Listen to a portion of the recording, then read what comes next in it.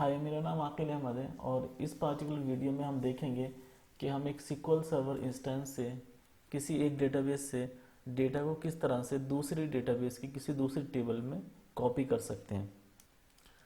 तो जो आज का हमारा एजेंडा रहेगा वो ये रहेगा कि कैसे हम एक एसएसआरएस पैकेज से कुछ डेटा को एक डेटाबेस से या फिर एक सर्वर से दूसरे सर्वर पर कॉपी कर सकते हैं। हम ये भी कर सकते हैं सेम डेटाबेस से हम एक टेबल से डेटा या फिर मल्टीपल टेबल से डेटा किसी दूसरी टेबल में कॉपी कर सकते हैं। तो जो डेटाबेस है वो सेम भी हो सकता है या ऐसा हो सकता है कि एक ही सर्वर पर दो अलग अलग डेटाबेसेस हो सकते हैं, या फिर ऐसा भी हो सकता है कि एक डेटाबेस एक सर्वर पर है और दूसरा डेटाबेस हमारा दूसरे सर्वर पर, यानी कि जो हमारा सोर्स डेटाबेस है वो एक सर्वर पर है और जो डेस्टिनेशन डेटाबेस है वो दूसरे सर्वर पर है। तो हम किसी भी तरह से डेटा को कॉपी कर सकते हैं। जो हम डेटा को कॉपी करेंगे तो जो हमारा डेटा है वो एक सिंगल टेबल से भी आ सकता है, लाइक एक सोर्स टेबल है, और या फिर वो मल्टीपल टेबल के जॉइन से भी आ सकता है। उसी तरह से या तो हम पूरी टेबल को भी कॉपी कर सकते हैं, या फिर हम जो हमारी सोर्स टेबल है उसमें से हम सिर्फ कुछ रिकॉर्ड्स को भी कॉपी कर सकते हैं, लाइक टॉप 100 और समथिंग। या फिर हम कोई वेयर क्लॉज लगा सकते हैं कि सिर्फ आज का डेटा हमको कॉपी करना है, तो हम उसमें कंडीशन लगा सकते हैं कि वो सिर्फ आज के डेटा को कॉपी करें। तो डेटा को कॉपी करने के लिए हमारे पास दो चीज़ें मेन रहेंगी। डेटा फ्लो टास्क हम यूज़ करेंगे डेटा को कॉपी करने के लिए, और फिर डेटा फ्लो टास्क में हम OLEDB सोर्स लेंगे और OLEDB सोर्स में हम क्वेरी लिख सकते हैं कि कौन सा डेटा हमें कॉपी करना है। एक बार क्वेरी लिखेंगे तो डेटा वहाँ से फैच होगा, और फिर हम OLEDB डेस्टिनेशन ले सकते हैं और फिर वहाँ पे हम टेबल डिफाइन कर सकते हैं, टेबल सेलेक्ट कर सकते हैं कौन सी टेबल में आपको डेटा को इंसर्ट करना है। ठीक है, बिना कोई देरी किए चलिए देखते हैं एग्जाम्पल के थ्रू कैसे हम एक डेटा को कॉपी कर सकते हैं एक टेबल से दूसरी टेबल में। और ये मेरे पास एक सिक्वल सर्वर इंस्टेंस है और ये 2019 इंस्टेंस है, और यहाँ पर मेरे पास बहुत सारे डेटाबेसेस हैं। फिलहाल मैं क्या करूँगा कि स्कूल डेटाबेस में मेरे पास एक टेबल है, फाइनल डेटा टेबल। ठीक है, तो जो ये फाइनल डेटा टेबल है इसमें 1000 रिकॉर्ड्स हैं मेरे पास। मैं ये टॉप 1000 क्लोज हटा देता हूँ। तो मेरे पास 1000 रिकॉर्ड्स हैं, तो मैं क्या करना चाहता हूँ कि इस पूरी टेबल को मैं कॉपी करना चाहता हूँ किसी दूसरे सर्वर पर किसी दूसरे डेटाबेस में। ठीक है, तो मेरे लैपटॉप पर जो है दो सिक्वल सर्वर इंस्टेंस जो हैं वो इंस्टॉल है 2019 और 17। तो मैं 17 को कनेक्ट करता हूँ। जो 17 रहेगा वो मेरा डेस्टिनेशन सर्वर रहेगा, और मैं इस डेस्टिनेशन सर्वर के टेस्ट डेटाबेस में जो है फाइनल डेटा टेबल को कॉपी करना चाहता हूँ। तो यहाँ पे मेरे पास फाइनल डेटा टेबल है नहीं। ठीक है, तो मुझे टेबल भी बनानी होगी जब मैं इसको कॉपी करूँगा। तो मैं एक काम करता हूँ, विजुअल स्टूडियो ओपन करता हूँ। ये मेरा ब्लैंक SSIS पैकेज है जिसमें भी मैंने कोई भी टास्क ऐड नहीं किया है। तो जब भी हमको डेटा को कॉपी करना है एक सर्वर से दूसरे सर्वर पर या इवन सेम सर्वर पर, तो हम डेटा फ्लो टास्क यूज़ कर सकते हैं। अगर हमारा सर्वर सेम है और हमको डेटा को मूव करना है अक्रॉस मल्टीपल डेटाबेसेस, तो फिर तो हम एग्जीक्यूट सिक्वल टास्क भी यूज़ कर सकते हैं कि हम उसमें कोई क्वेरी लिख सकते हैं और डेटा मूव हो जाएगा आसानी से। हालांकि हम एग्जीक्यूट सिक्वल टास्क में हम डेटा तब भी मूव कर सकते हैं कि अगर सर्वर डिफरेंट है, उस केस में कि अगर हमारे पास कोई लिंक सर्वर बना हुआ है। तो अगर लिंक सर्वर बना हुआ है तब तो हम एग्जीक्यूट सिक्वल टास्क से भी कर सकते हैं, लेकिन एग्जीक्यूट सिक्वल टास्क से करना रिकमेंडेड नहीं होता है क्योंकि वो स्लो होता है अगर हम उसकी तुलना जो है डेटा फ्लो टास्क से करें। तो इसी वजह से हमको डेटा फ्लो टास्क को नॉर्मली यूज़ करना चाहिए। दूसरी जो फ्लेक्सिबिलिटी है, या आप कह सकते हो कि एक और जो ऑप्शन है जो कि डेटा फ्लो टास्क हमको देता है वो ये है कि जब हम डेटा को मूव कर रहे हैं कॉपी कर रहे हैं एक सर्वर से दूसरे सर्वर पर या एक टेबल से दूसरे टेबल पे, तो हम बीच में कोई ट्रांसफॉर्मेशन भी ऐड कर सकते हैं। और ट्रांसफॉर्मेशन में हम क्या कर सकते हैं कि डेटा को ऑन द फ्लाई चेंज कर सकते हैं। ठीक है, ये काम हम जो है वो एग्जीक्यूट सिक्वल टास्क में नहीं कर सकते जब हम डेटा मूव हो रहा है फिर बीच में हम डेटा को चेंज कर दें। ठीक है, तो उस वजह से भी हम डेटा फ्लो टास्क को यूज़ करेंगे। तो मैं एक काम करता हूँ कि मैं टूल बॉक्स ओपन करता हूँ और डेटा फ्लो टास्क को ड्रैग एंड ड्रॉप कर लेता हूँ कंट्रोल फ्लो विंडो में। ये हमारा डेटा फ्लो टास्क जो है वो ड्रैग एंड ड्रॉप हो चुका है। अब मैं इसको डबल क्लिक करता हूँ, वापस से टूल बॉक्स को ओपन करता हूँ, तो हमारे पास एक OLEDB सोर्स होगा। OLEDB सोर्स को मैं ड्रैग एंड ड्रॉप कर लेता हूँ। OLEDB सोर्स जो है वो हमारा सिक्वल सर्वर से डेटा को रीड करने के लिए यूज़ होता है। OLEDB सोर्सेस से, यानी कि हम अदर सोर्सेस से भी कर सकते हैं, बट नॉर्मली हम सिक्वल सर्वर से डेटा को रीड कर सकते हैं। अब मुझे इसको कॉन्फ़िगर करना है, तो कैसे कॉन्फ़िगर करूँगा, इस पर राइट क्लिक करूँगा, एडिट में जाऊँगा, यहाँ पर मुझे एक कनेक्शन मैनेजर बनाना होगा ताकि ये उस कनेक्शन से डेटा को फैच कर सके। कनेक्शन मैनेजर मतलब किस सर्वर के किस डेटाबेस से आपको डेटा फैच करना है। न्यू पर क्लिक करूँगा मैं।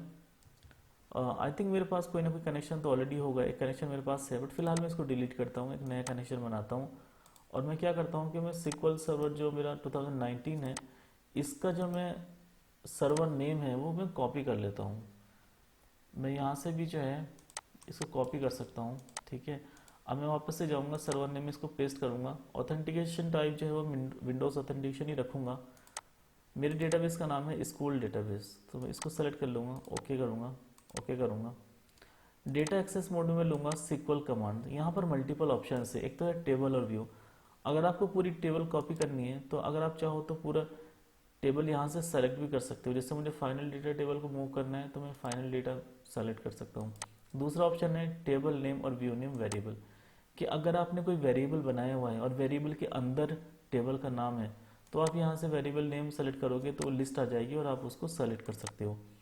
तीसरा ऑप्शन है सिक्वल कमांड, यानी कि आप सिक्वल कमांड यहाँ पेस्ट कर सकते हो, सिक्वल कमांड यहाँ दे सकते हो और वो क्या करेगा, इस कमांड के अकॉर्डिंग जो है वो डेटा को फैच करेगा। आप प्रीव्यू में जाके डेटा देख भी सकते हो कि किस तरह का डेटा आएगा, ठीक है।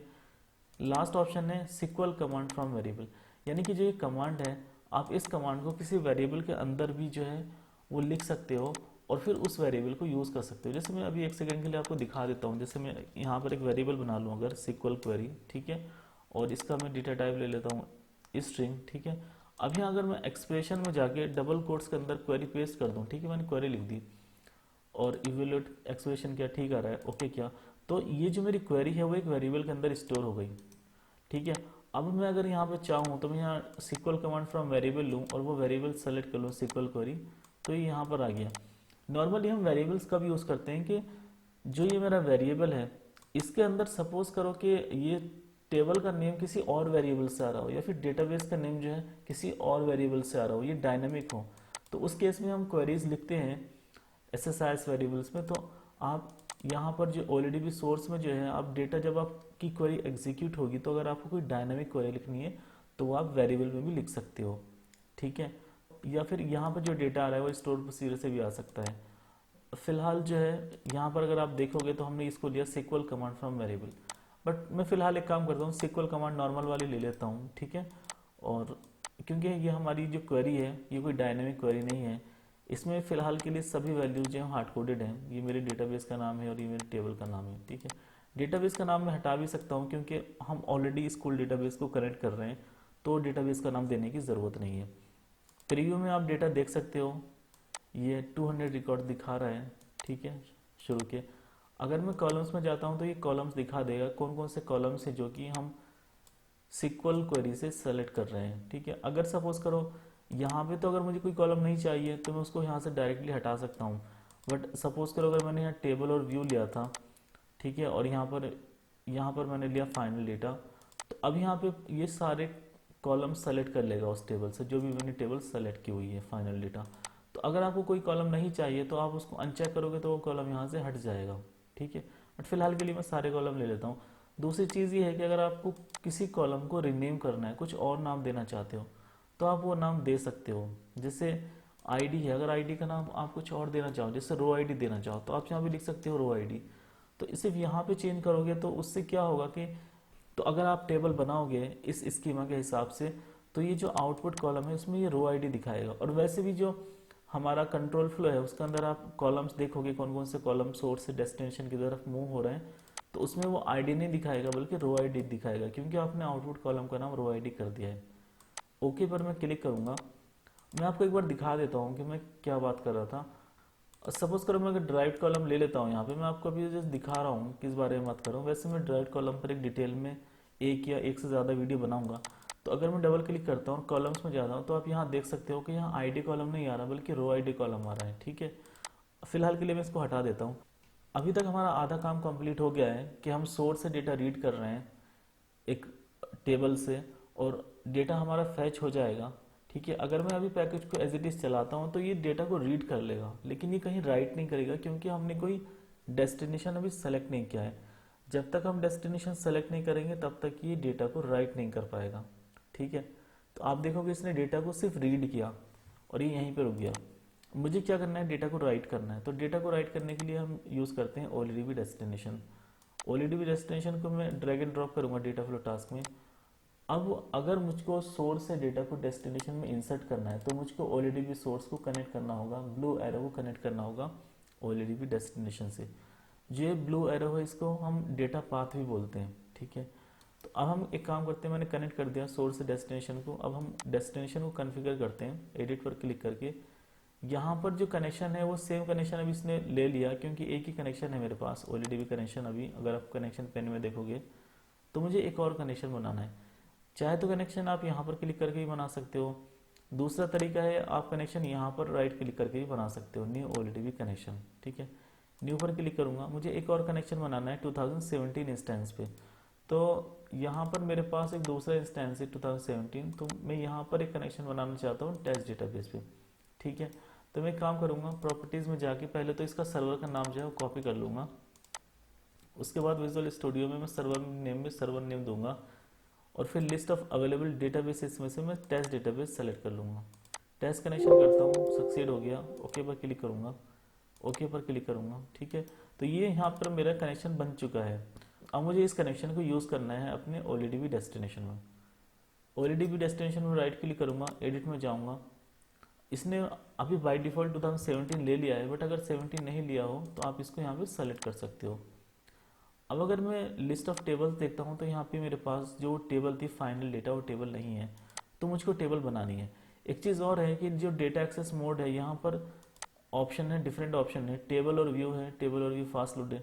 जो टेबल और व्यू है ये हमारा नॉर्मल इंसर्ट करता है, one row at a time ये इंसर्ट करता है, रेगुलर इंसर्ट। अगर आपको बल्क इंसर्ट करना है तो आप टेबल और व्यू फास्ट लोड कर सकते हो, तो ये बल्क इंसर्ट करता है, ये बहुत फास्ट होता है एज कम्पेयर टू टेबल और व्यू के। ठीक है, एक और ऑप्शन है टेबल नेम और व्यू नेम वेरिएबल। अगर आपका जो टेबल का नाम है वो किसी वेरिएबल से आ रहा है तो आप ये ऑप्शन सेलेक्ट कर सकते हो, लेकिन ये नॉर्मल इंसर्ट करेगा, बल्क इंसर्ट नहीं करेगा। अगर आपको बल्क इंसर्ट करना है, जो कि आपको करना चाहिए, तो आप चूज़ करोगे ये ऑप्शन टेबल नेम और व्यू नेम वेरिएबल। अगर आपका टेबल का नाम जो है किसी वेरिएबल के अंदर स्टोर है तो आप ये ऑप्शन सेलेक्ट करोगे। उसके बाद जो लास्ट वन है वो है हमारा सिक्वल कमांड। तो अगर मैं आपको ईमानदारी से बताऊं तो मैंने सिक्वल कमांड तो कभी यूज़ नहीं किया, बाकी इसके अलावा बाकी ये ऊपर के 4 यूज़ किए हैं, बट सिक्वल कमांड नहीं किया है। तो अभी के लिए हम क्या करेंगे, टेबल और व्यू फास्ट लोड सेलेक्ट करेंगे, और चूंकि हमारे पास टेबल ऑलरेडी एग्जिस्ट नहीं करती है तो हम न्यू पर क्लिक करेंगे और हम टेबल को बनाएंगे। तो जो इसका डेटा टाइप जो बना है वो सोर्स टेबल के डेटा टाइप के बिल्कुल अकॉर्डिंग बना है। लेकिन जो ये कॉलम है, कॉलम का नाम चूंकि मैंने आउटपुट कॉलम में रो आईडी दिया था, इस वजह से इसका नाम रो आईडी हो गया यहाँ पर। और आप यहाँ पर जो है टेबल का नाम दे सकते हो, किस टेबल में आपको डेटा को कॉपी करना है। तो ये टेबल का नाम मेरा फाइनल डेटा है। ठीक है, और अगर मैं इस क्वेरी को 2017 के टेस्ट डेटाबेस पर चलाऊँ तो यहाँ तो टेबल एग्जिस्ट नहीं करती, तो ये फेल हो जाएगा। तो अभी के लिए मैं टेबल का नाम कॉपी कर लेता हूँ और यहाँ पर मैं टेबल का नाम सेम नाम दे देता हूँ फाइनल डेटा, या फिर मैं इसका नाम दे देता हूँ स्टेजिंग, फाइनल डेटा स्टेजिंग। ठीक है, क्योंकि आइडियली जब हम ऐसे साइज से डेटा को कॉपी करते हैं एक जगह से दूसरी जगह पर, तो नॉर्मली हम स्टेजिंग टेबल में पहले कॉपी करते हैं, और अगर हमारा सब कॉपी ऑपरेशन सब कुछ सक्सेसफुल है तो बाद में हम मेन टेबल में मर्ज कर देते हैं। बट डायरेक्टली मेन टेबल में कॉपी नहीं करते, क्योंकि बहुत सारे इश्यूज हो सकते हैं, डेटा की फॉर्मेटिंग गलत है, या बीच में डेटा में कॉपी करते टाइम कोई दिक्कत हो सकती है, कुछ भी है। तो नॉर्मली हम स्टेजिंग में करते हैं, बट आपकी मर्जी है, जैसी रिक्वायरमेंट है आपके हिसाब से। अगर आप मेन टेबल मर्ज करना चाहते हो तो आपको कोई रोक नहीं रहा है, आप मेन टेबल में मर्ज कर सकते हो डायरेक्ट प्रोडक्शन पर। ठीक है, कोई इशू नहीं है, जैसा आपको ठीक लगे। आप ऑफ कोर्स पहले आप पैकेज बनाओ, उसे डेवलपमेंट सर्वर पे टेस्ट करो अच्छी तरह से, और अगर आप मेन टेबल में पहली बार में मेन टेबल में मर्ज कर रहे हो और वो काम कर रहा है ठीक से, कोई दिक्कत नहीं है, तो आप वही आप अप्रोच फॉलो कर सकते हो। ठीक है, और पैकेज को बाकी आप बाद में डिप्लॉय कर सकते हो प्रोडक्शन पे या जहाँ पर भी क्यूए में। बट मैं अभी आपको ये वीडियो दिखाने के लिए मैं फाइनल डेटा स्टेजिंग नाम के टेबल बना रहा हूँ, और मैं इस टेबल में इस डेटा को कॉपी करूँगा। तो मैं ओके पर जैसे ही क्लिक करूँगा ये टेबल हमारी डेटाबेस में बन जाएगी। अब मैं वापस से जाता हूँ और यहाँ फाइनल डेटा अंडरस्कोर स्टेजिंग कर देता हूँ इसको। जैसे ही मैं क्वेरी रन करूँगा तो सेम नाम की टेबल तो नहीं बनी, फाइनल डेटा स्टेजिंग क्या मैंने कुछ नाम में मिस्टेक कर दी, एक बार मैं रिफ्रेश करता हूँ इसको। और ये बनी है फाइनल डेटा अंडरस्कोर स्टेजिंग। यहाँ पे एक्चुअली क्या है ना, डेटाबेस का नाम कुछ और है, यहाँ पे टेस्ट डेटाबेस है, तो यहाँ डेटाबेस का नाम मैं चेंज करता हूँ टेस्ट, बट ये टेबल थी नहीं और आईडी एग्जिस्ट नहीं करता, कॉलम कॉलम का नाम है रो आईडी। तो मैं एक काम करता हूँ, इसको मैं बंद कर देता हूँ और इस पर मैं राइट क्लिक करके सेलेक्ट टॉप 1000 करता हूँ। तो ये यहाँ से इसने रो आईडी ले लिया, डेटाबेस का नाम ये है, तो अभी टेबल ये मेरी एम्प्टी है, कोई डेटा नहीं है। अब मैं एक्सरसाइज पैकेज में वापस जाता हूँ, मैपिंग्स में जाता हूँ। तो मैपिंग्स में जाना ज़रूरी होता है, तभी ये कॉलम मैप होते हैं। तो आप यहाँ पे इनपुट कॉलम देख सकते हो, ये जो लेफ्ट साइड में कॉलम्स है ये हमारे ऑलरेडी भी सोर्स से आ रहे हैं, और जो राइट साइड में कॉलम है ये हमारे ऑलरेडी भी डेस्टिनेशन के, यानी हमारी डेस्टिनेशन टेबल के कॉलम है। तो अगर कोई कॉलम खुद से मैप नहीं हुआ है तो आप मैनुअली भी मैप कर सकते हो। ऑटोमेटिकली वो तब मैप होते हैं जबकि उनके नाम सेम हो और वो केस सेंसिटिव वे में सेम हो, लाइक फर्स्ट नेम जो है वो एग्जैक्टली फर्स्ट का एफ सेम हो यहाँ पर भी और यहाँ पर भी, तभी नॉर्मली वो मैप होते हैं ऑटोमेटिकली। ठीक है, तो एक बार आप चेक कर सकते हो कि उनके वो ठीक से मैप हुए नहीं हुए हैं, और अगर मैप हो गए हैं तो आप ओके पर क्लिक कर सकते हो।